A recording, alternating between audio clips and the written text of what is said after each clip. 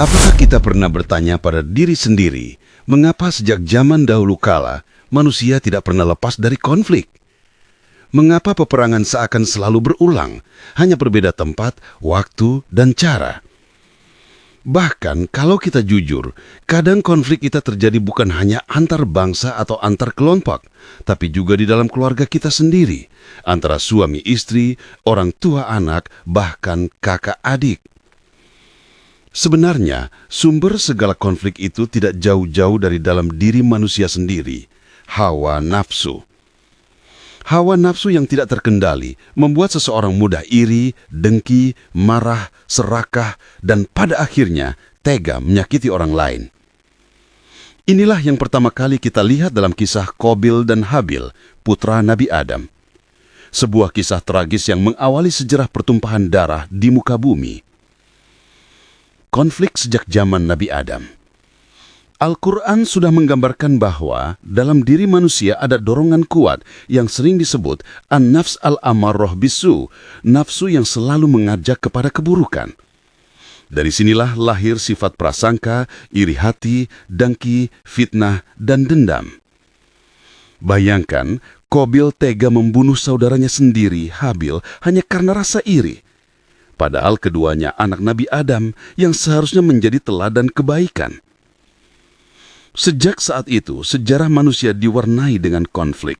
Bedanya kalau dulu mereka berperang dengan tombak, pedang, atau panah, sekarang orang berperang dengan senjata modern, dengan teknologi canggih, bahkan dengan strategi halus seperti cyber atau perang urat syaraf dan proxy war atau perang melalui pihak lain. Konflik di dunia modern. Coba lihat berita seputar perang. Perang yang terjadi di Sudan, Ethiopia, Myanmar, bahkan konflik panjang yang tidak kunjung selesai di Palestina. Pertikaian yang seolah tidak ada ujungnya antara Yahudi dan bangsa Arab, bahkan antar sesama umat Muslim sendiri. Kalau diteliti lebih dalam, penyebab utamanya bukan agama. Seringkali agama hanya dijadikan alasan atau pembungkus. Sesungguhnya, akar konflik itu lebih banyak karena politik dan ekonomi.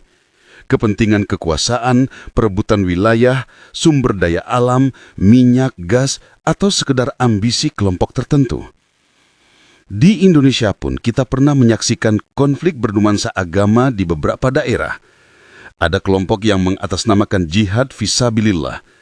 Padahal kalau diteliti lebih dalam, yang diperebutkan bukanlah agama, melainkan kepentingan politik, kepentingan kelompok, bahkan kepentingan pribadi. Agama hanya dijadikan tameng. Akibatnya yang disorot justru agamanya. Orang bertanya, agama mana yang benar, agama mana yang salah? Padahal dalam pandangan Allah, kedua pihak yang saling berperang itu sama-sama salah. Mengapa? Karena mereka tidak mendapat perintah dari Allah untuk saling membunuh. Seharusnya mereka mengedepankan perdamaian sebagaimana perintah Al-Quran. Tapi karena emosi, karena hasutan, akhirnya pertumpahan darah tidak bisa dihindari. Mengapa terjadi kekerasan dan peperangan? Setidaknya ada 4 penyebab utama mengapa kekerasan dan peperangan selalu muncul.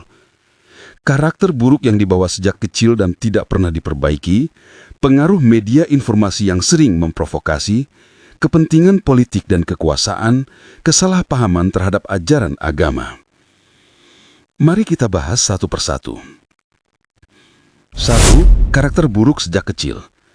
Banyak anak sejak kecil sudah menunjukkan tanda-tanda karakter buruk. Misalnya suka menyiksa hewan, merusak mainan dengan penuh amarah, suka mengganggu temannya, atau gemar membuat keributan. Sayangnya, sebagian orang tua salah menafsirkan. Mereka menganggap itu hanya tanda anak yang aktif, padahal sebenarnya itu gejala sifat buruk yang perlu segera diarahkan. Kalau dibiarkan, saat dewasa mereka bisa tumbuh menjadi pribadi yang keras, egois, bahkan tega melakukan kekerasan terhadap orang lain. Itulah mengapa Al-Quran selalu mengingatkan manusia untuk memperbaiki diri dan meneladani akhlak para rasul.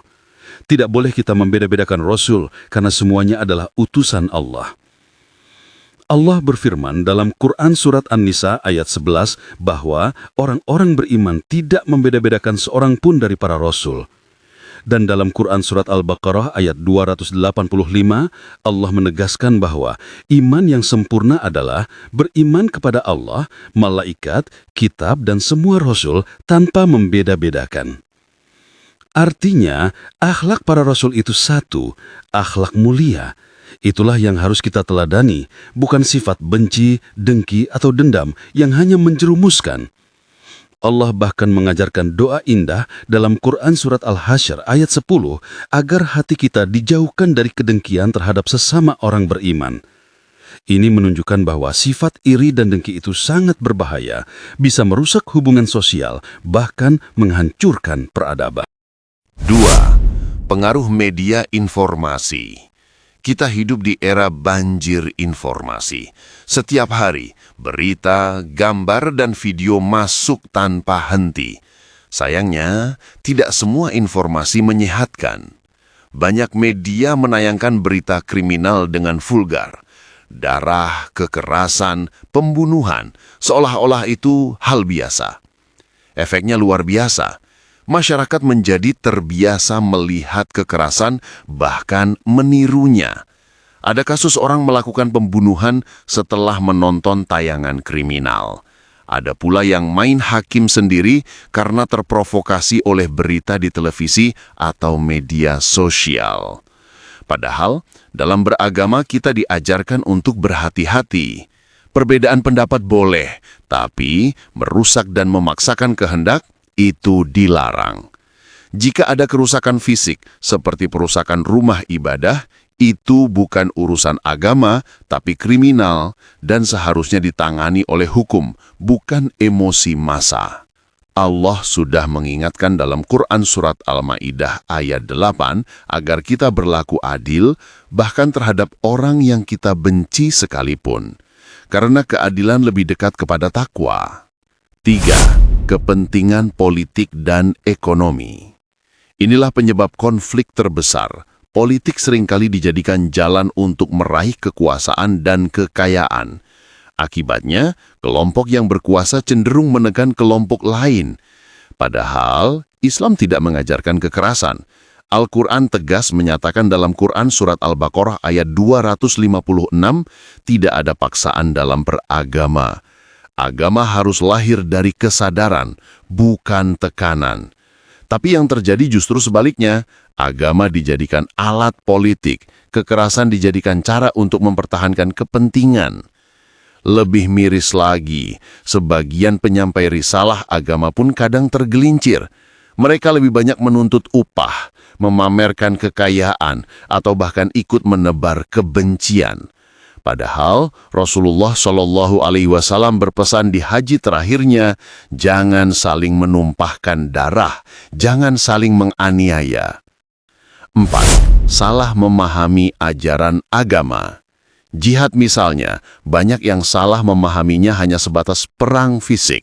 Padahal jihad terbesar justru adalah melawan hawa nafsu, memperbaiki diri, menahan amarah, dan menjaga akhlak. Sayangnya ada yang memelintir ajaran agama untuk membenarkan kekerasan. Inilah yang membuat konflik semakin panjang.